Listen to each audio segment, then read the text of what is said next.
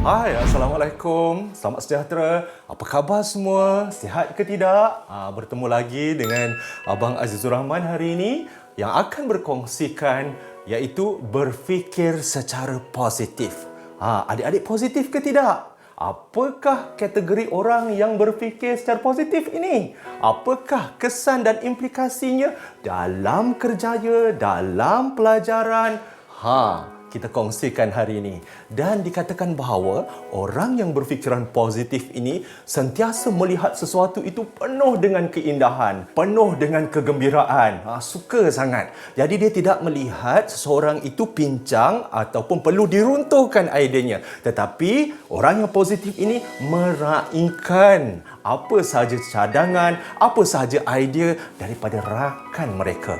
Dan orang positif ini, negativiti dalam diri dia selalunya sangat kurang. Ini boleh dilihat melalui gerak-geri, tingkah laku, raut muka, pertuturan dan sebagainya.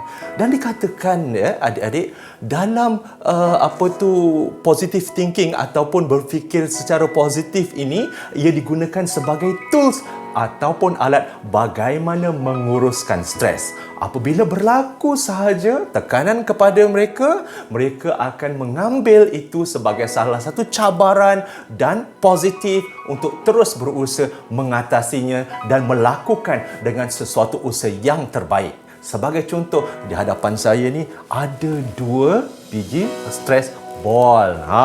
Bagaimana stress ball ini digunakan? Apabila kita stres, kita boleh pegang stress ball itu, kita ramas dan secara tidak langsung tekanan ini boleh memberi kelonggaran kepada kita punya saluran kardiovaskular kita, strain kita dan sebagainya, dan dia akan menyebabkan sedikit kelegaan. Boleh dilakukan di mana sahaja.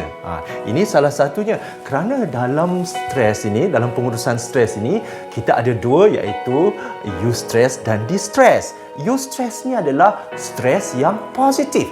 Apabila anda, adik-adik ataupun murid-murid di luar sana mendapat satu tugasan, maklum majalah ketika PDPR ini, ramai cikgu memberi tugasan dan sebagainya kan.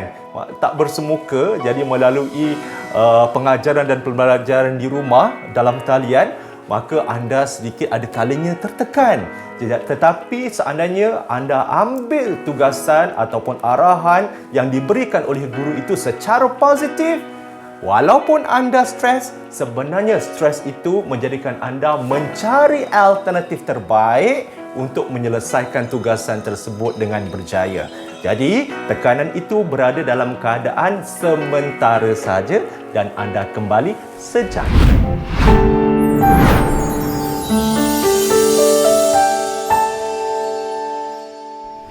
Kita boleh membuat pengukuran dan penilaian seseorang melalui kekerapan mereka mengatakan atau menuturkan sesuatu, berapakah patah perkataan ayat yang dilontarkan dalam perbincangan perbualan itu negatif atau positif.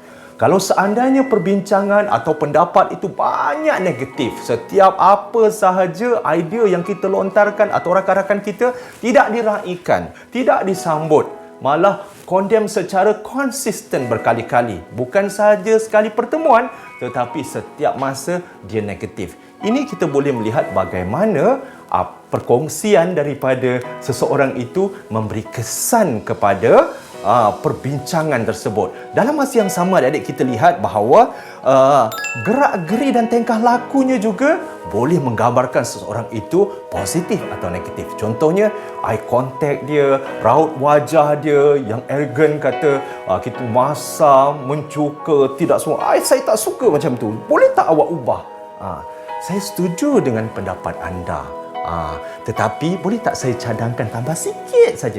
Nampak tak dua situasi persepsi yang berbeza? Bagaimana seseorang menyambut satu cadangan dengan baik? Bagaimanakah perasaan orang yang kita tekan, yang kita condemn atau kita runtuhkan pandangan dia? Mesti dia rasa rendah diri, mesti dia rasa tidak diumpamakan, kan? Begitulah juga seandainya kalau kita memperlakukan itu kepada orang lain. Sesuatu pandangan perlu diraihkan kerana kita sama-sama belajar untuk mencapai kejayaan, dan apabila kita berganding bahu, kejayaan itu bukan kecil, malah bertambah-tambah lagi. Dalam masa yang sama, adik-adik, kita melihat orang yang positif tidak melihat kepada yang terburuk, tetapi mereka sentiasa melihat yang terbaik. Walaupun pencapaian rakan itu, contoh dalam pencapaian akademik, kan, peperiksaan semesta dan sebagainya, kita melihat rakan kita tidak pandai, tetapi kita bersama dia, kita bantu, kita bagi sokongan, kerana orang yang positif ini selalu memberi pujian dan galakkan motivasi dan dorongan untuk rakan dia berjaya seperti dirinya. InsyaAllah lama kelamaan kita katakan getaran ataupun sokongan itu akan menjadi kenyataan, kerana orang yang positif selalu dikelilingi dengan orang-orang yang positif.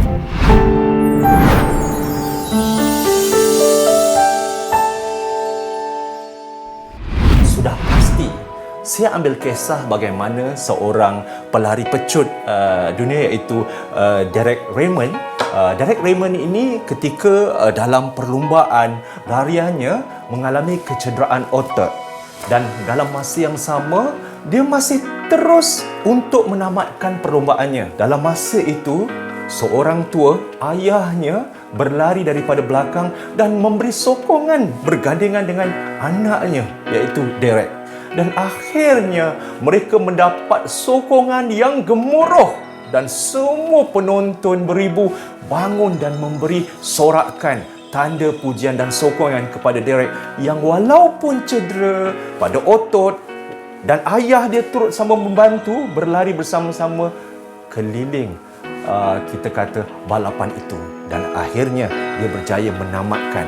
Di sini kita lihat bagaimana walaupun cedera, walaupun sakit, walaupun seseorang itu dirundung malang atau kecewa, sedih, sokongan harus diberikan, kerana ia dapat merangsang untuk mendapatkan kepuasan, kelegaan, dan akhirnya mendapat kejayaan.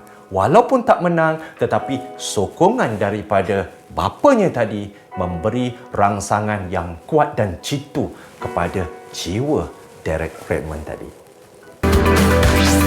Didik TV KPM. Didik TV KPM.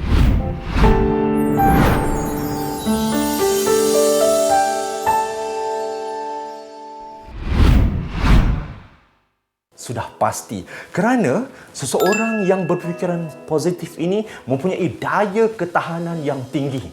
Apabila dia melihat sesuatu itu dengan positif, apa sahaja, dan telah melalui proses latihan positiveness itu tadi daripada kecil, maka apa saja tunjahan, apa saja halangan, apa saja kecaman, orang sekarang kita kata kena kecam, dia akan steady aja, kukuh saja dengan pendapat dia sendiri.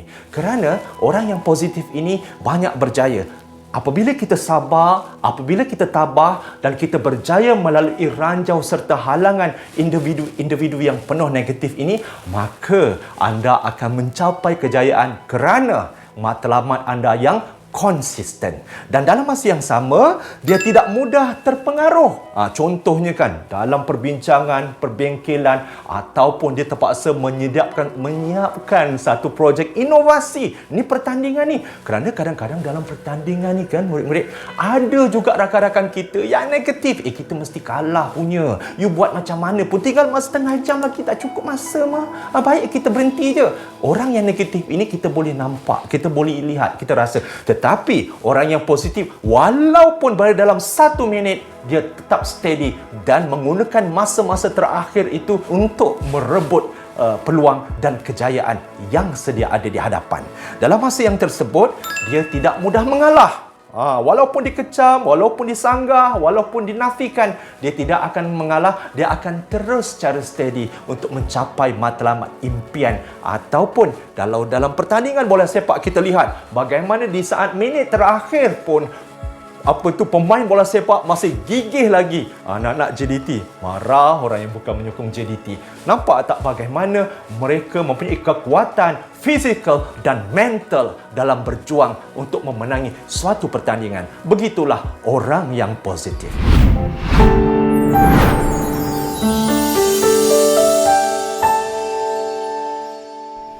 Of jelaslah orang yang berfikiran positif lebih bahagia.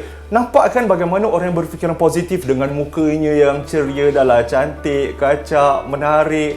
Lepas tu kehidupannya penuh dengan keceriaan. Apa khabar semua murid-murid? Sihat ke? Nampak tak cikgu yang positif? Anak murid yang positif pula, hai cikgu, apa khabar? Walaupun daripada jauh dah lambai-lambai. Nampak tak positif? Tetapi orang yang tak positif ni, raut muka dia pun, nampak kita pun dia pandang kanan kiri. Selisih pun tengok atas bawah.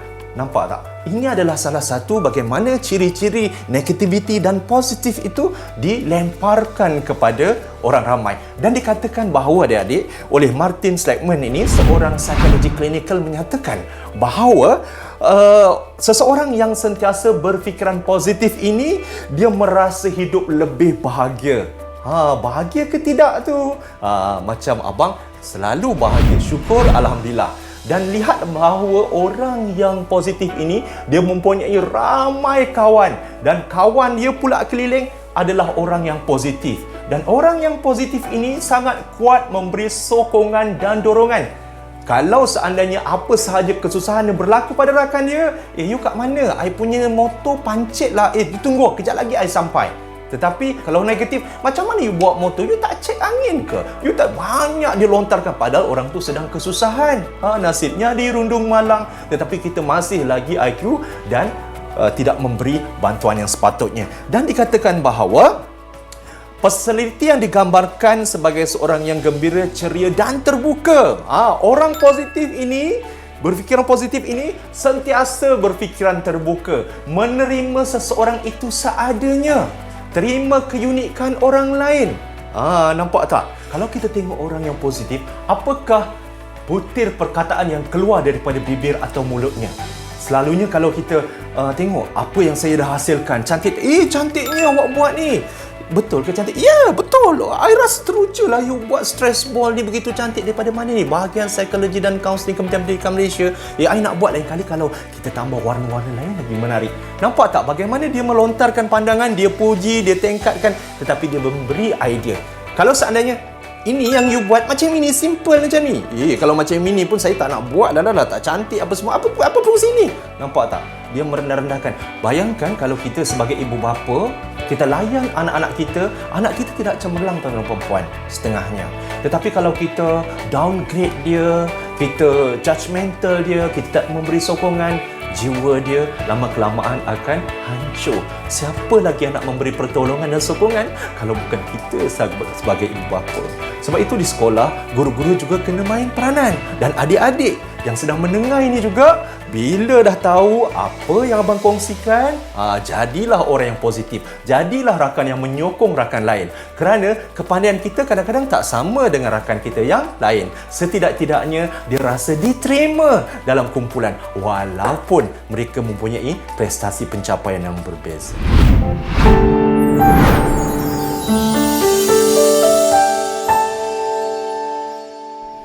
Senang sahaja. Kalau seandainya dalam satu perbincangan dia kata, kita contohnya kita bagilah satu paperwork kan. Okey, saya minta semua ketua-ketua persatuan membentangkan contohnya kertas kerja untuk pelaksanaan aktiviti pada tahun hadapan. Jadi kita pun bentang. Tiba-tiba ada seorang kata, kalau aktiviti macam tu kita buang aja, buang dalam tong sampah saja. Nampak biasa sangat benda tu menghabiskan duit dan sebagainya. Nampak tak? Kita dah nak menyiapkan kertas kerja ni sampai pukul 2 pagi. Tetapi bila pagi-pagi bentangkan dengan rakan-rakan dan guru, ada rakan-rakan kita yang negatif dan tidak suka kepada presentation itu. Bukan saja tidak suka, tetapi celahan dia, bagaimana feedback dia, negatif dia kepada presentation kita, memberi kesan kepada emosi kita. Jadi adik-adik, boleh tak kita nampak bagaimana orang yang negatif tutur kata dia? Buang sahaja. Nampak tak tadi? Jangan buat. Membazir. Dalam masa yang sama, kalau seandainya seseorang itu yang positif, kita boleh nampak sebagaimana saya ceritakan tadi kan, dia akan kata, yes, betul. Awak betul. You are right. Dengan aksinya, non-verbal communication-nya pun keluar. Kadang-kadang dia cuba bangun, saya setuju. Sampai ke tahap macam itu. Kita lihat dalam ahli keluarga kita kan, kadang-kadang adik-beradik kita pun menyokong. Bagus, abang sokong. Apa yang Zul buat? Macam inilah anak jantan, anak lelaki. Arwah abang mesti suka. Macam mana kita melontarkan? Macam mana kita menyokong ahli keluarga kita? Itu digambarkan secara terang di hadapan. Itulah momen yang akan singgah dalam minda kita. Itulah momen yang akan kita ingati sampai bila-bila. Didik TV KPM. Didik TV KPM.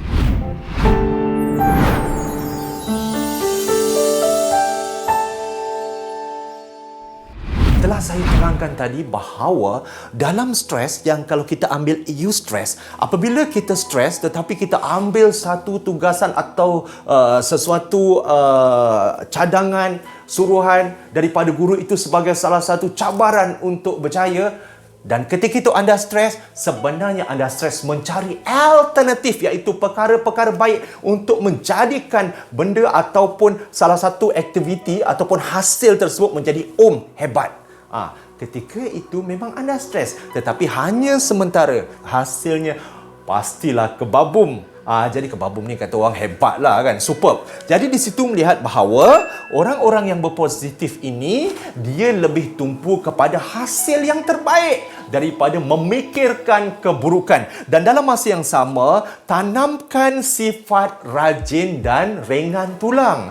Altruism ini dalam diri ataupun kesukarelawan ini ada pada diri setiap manusia. Sama ada dia tinggi atau rendah saja. Tetapi orang yang positif selalunya nilai kerajinan dalam diri dia, ringan tulang, suka membantu, altruism dalam diri dia sangat tinggi. Dan akhirnya dia diterima ramai dan mendapat sokongan daripada rakan-rakan sekeliling. Dan dalam masa yang sama, apabila kita diberi satu tugasan-tugasan, nak PDPR ni kita tak boleh bersemuka.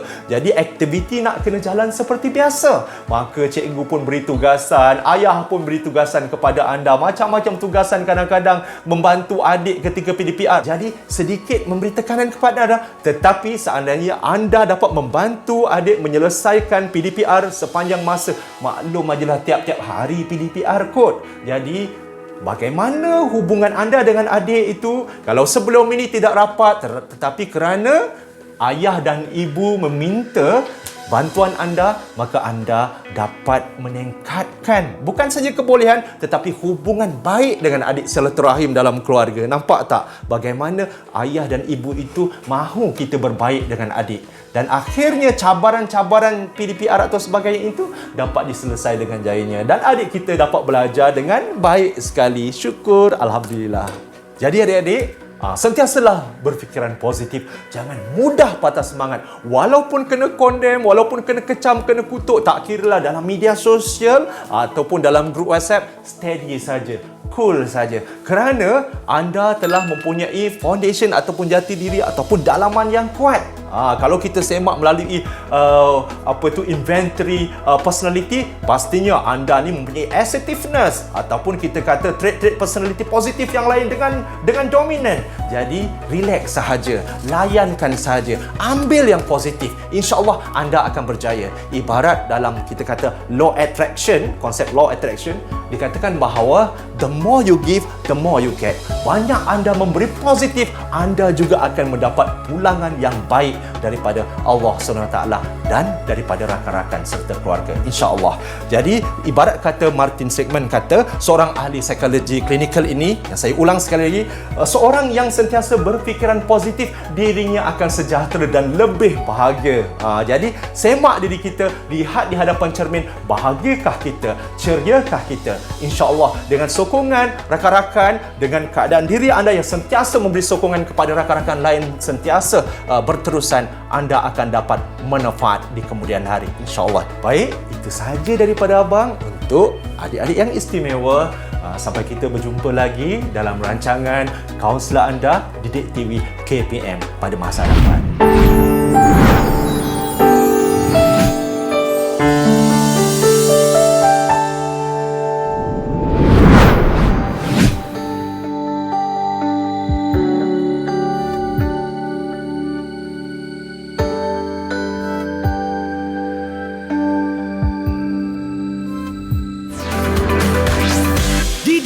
TV KPM